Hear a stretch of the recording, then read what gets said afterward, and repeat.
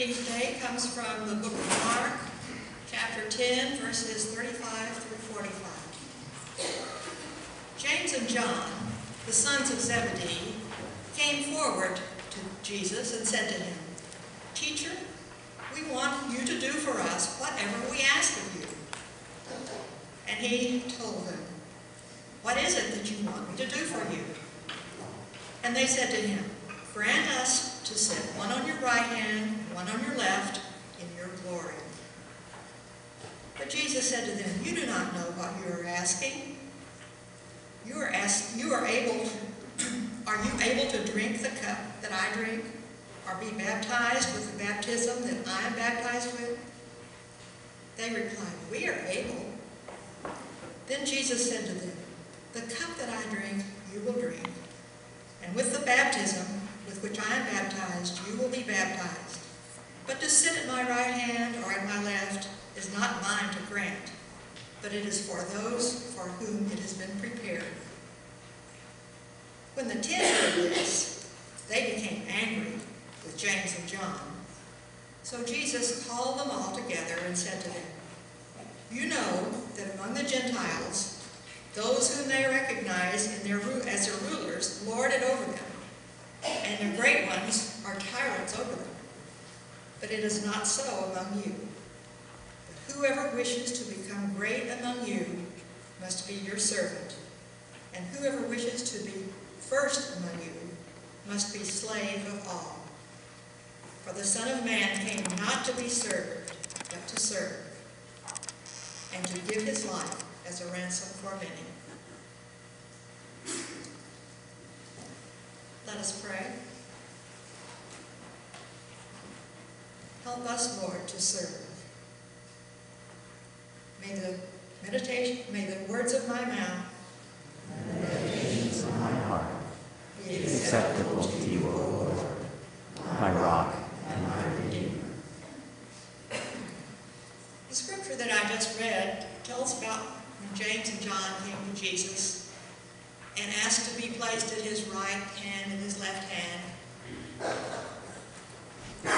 When the disciples heard this, they became angry. And James and John wanted to be connected directly with God.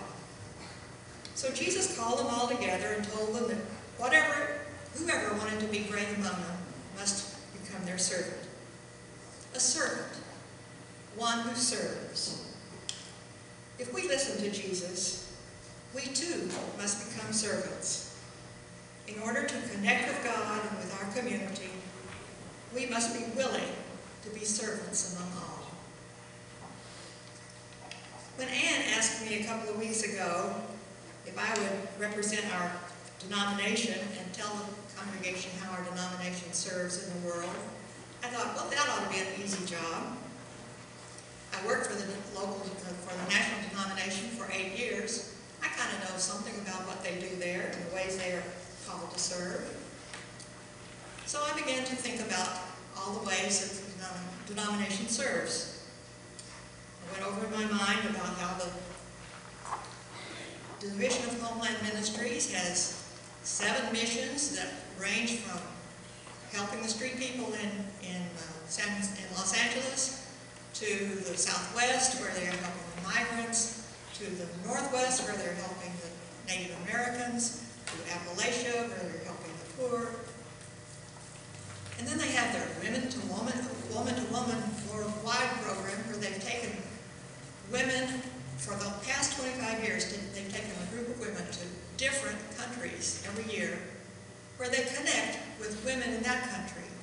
They serve, and they work, and they grow, and they learn.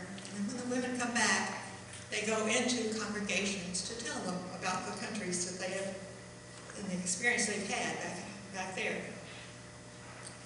Or how about, maybe we could talk about disciples volunteering. These people go into areas after a natural disaster to help with the cleanup. Just like a group of people from this church went to New Orleans after Katrina, or went to East Texas after the Hurricane Rita. They're certainly serving, and they're connecting to God and to the community in a major way. going to be harder than I thought, coming up with something. I haven't even mentioned the mission projects of the overseas ministries and what they do around the world. What about the things that I saw when we were in Mozambique last December? Or how about what the church is doing in Colombia in their prison ministry? How am I going to be able to narrow this down? I then began to think about the children's ministry that we've been hearing about and how we've been praying for the children all around the world. And I remembered the ministry of the National Benevolent Association. So I'd like to tell you a little bit about it. It was the very first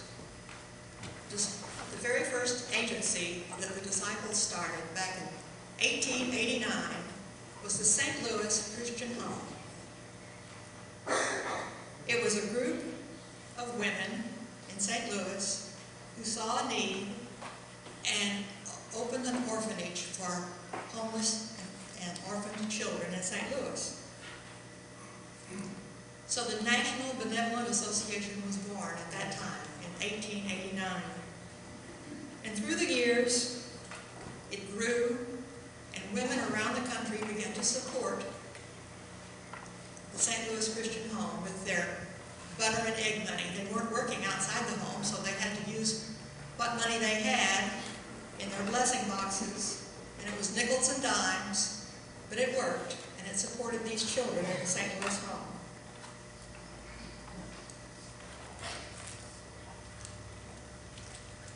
The St. Louis home today has gone through several transformations.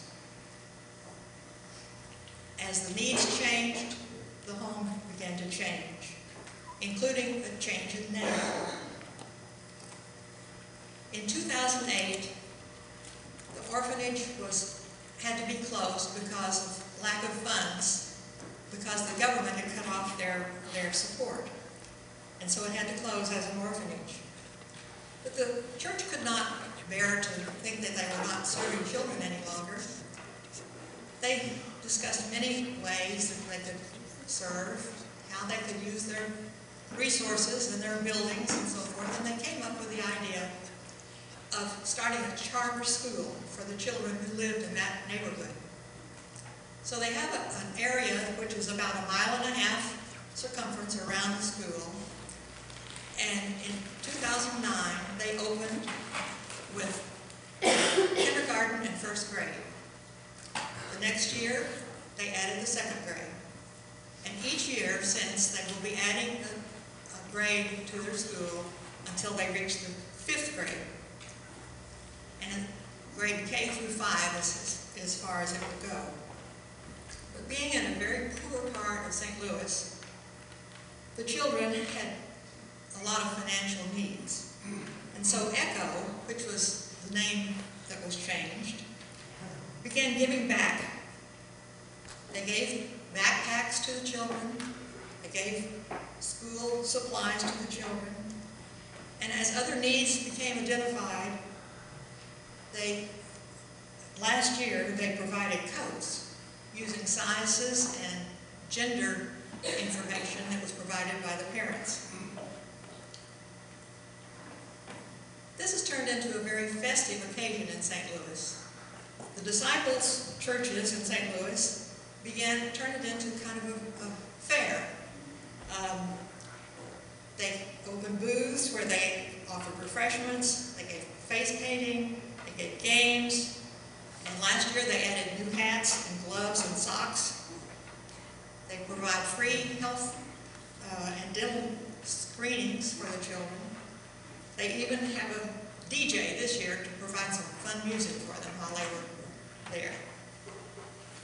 So even though things have changed a lot since 1889, the disciples are still involved in serving the needs of children in St. Louis. The NBA has been in the service business now for 123 years. It's connected children and disabled adults and the elderly to communities where they live. through love and service of people who have heard Jesus' words that his disciples should become servants. From that one home in St. Louis 123 years ago, the disciples through the National Benevolent Association, along with the Disciples Care Network, now have 164 agencies that they work with. They're scattered over 24 states, and they are serving 43,000 people in their agencies, including our own summit. Our outreach offerings through the Disciples Mission Fund and through our special day offerings each year are working to keep us committed to God and to God's children wherever there is a need.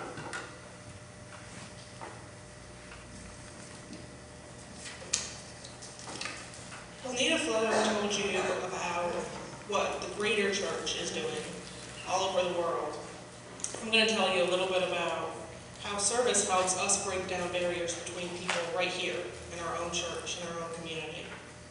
I know a few of you have probably heard me talk about Rush Homes maybe once or twice.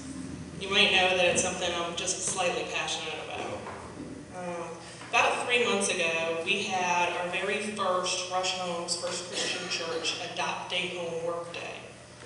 There were 8 of us that went out to Madison Heights on a Saturday morning to our adopted home, and we worked for about 3 hours, cleaning up the yard, putting down mulch, pressure washing the gutters, doing general yard cleanup, cleaning out some plants and some overgrown areas.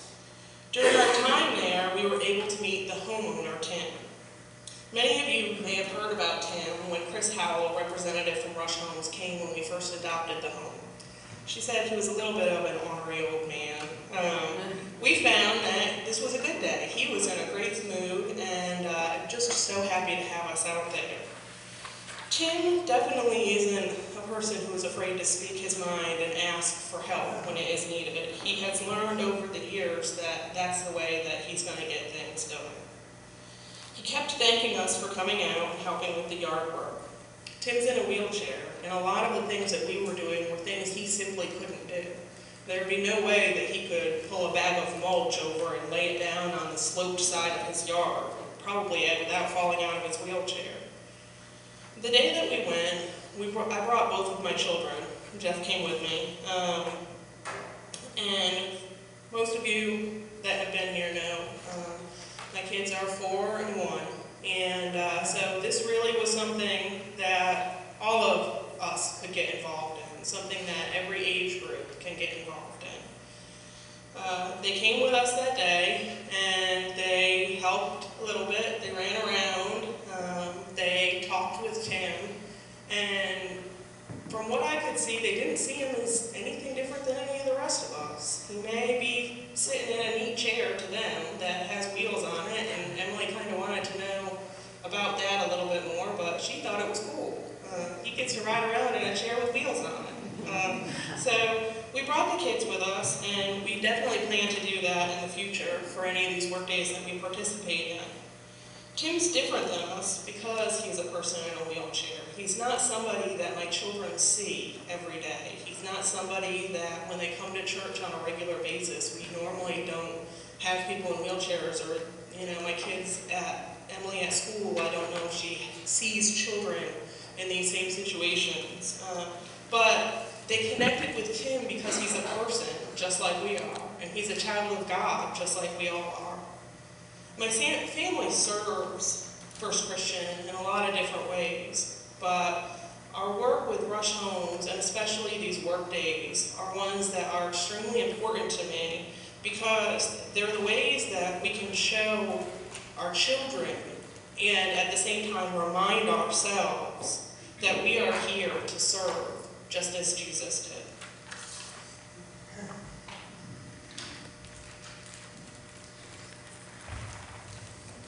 Anne asked me to answer this question. When have you felt connected to others, experienced community with people who are very different than yourself because you took the risk of service? People I don't know, I feel I have a strong connection with when doing ministry. The place I mostly felt that, the Roanoke Gay Pride March. I knew there were so many untold stories there, but I knew them so well. Like when Alex, Cole, and I were passing out stickers to people.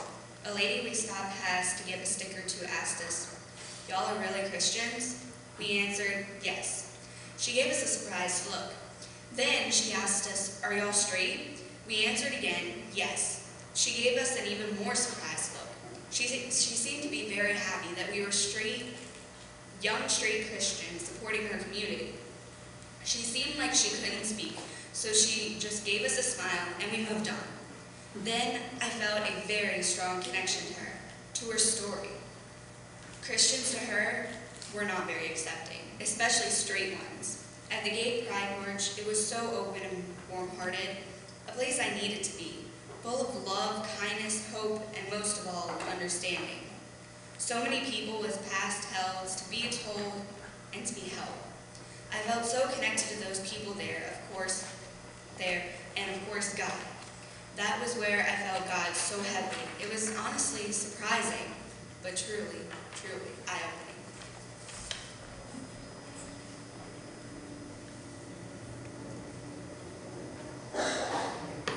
Good morning. My name is Jeff Wilder, and I am a recovering me-aholic. Perhaps some of you may be as well, I don't know.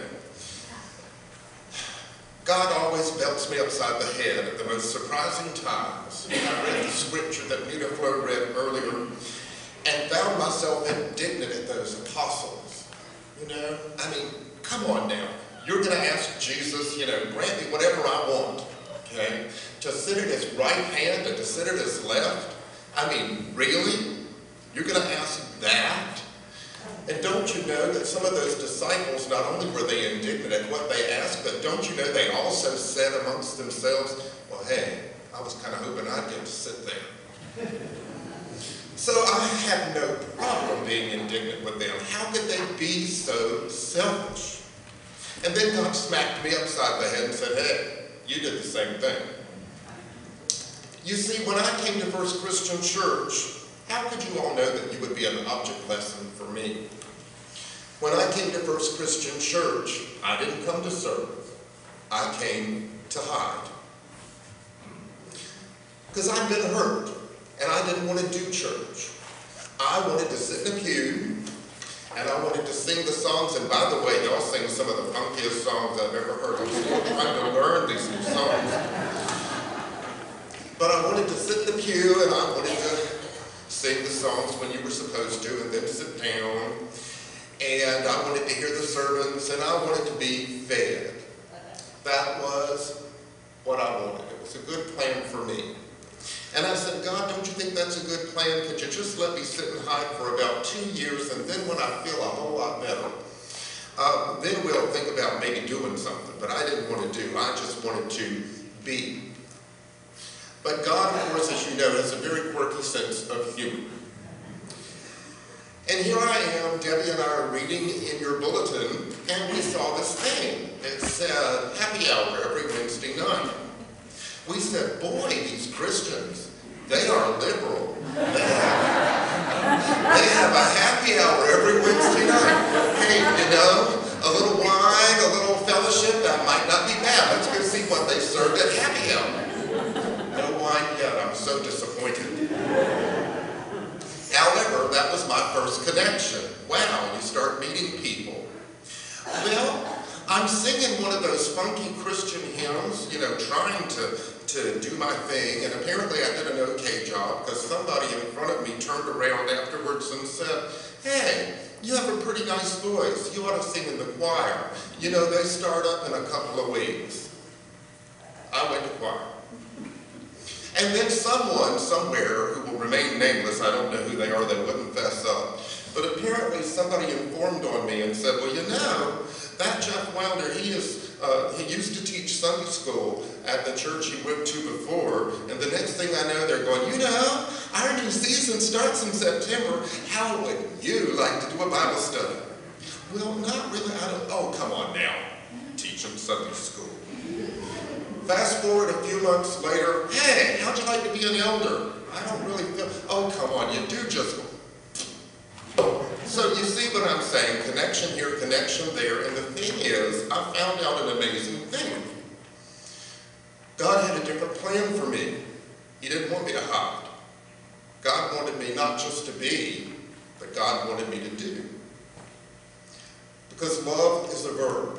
He didn't want me to just sit and soak up all that noun love and be all warm and toasty. He wanted me to take all that noun love that you guys have given in spades, thank you so much, because you saved my life. God saved my life through you. He wanted me to take that noun love and turn it into verb love. And you've given me several wonderful ways to do that. Because you see, what I found out was that when you come to God's house and you open yourself up not only to God, but to the people of God, and you allow people to love you, you want to love in return. When you allow people to do for you, you want to do in return, because what God gave me in this place is a heart of gratitude.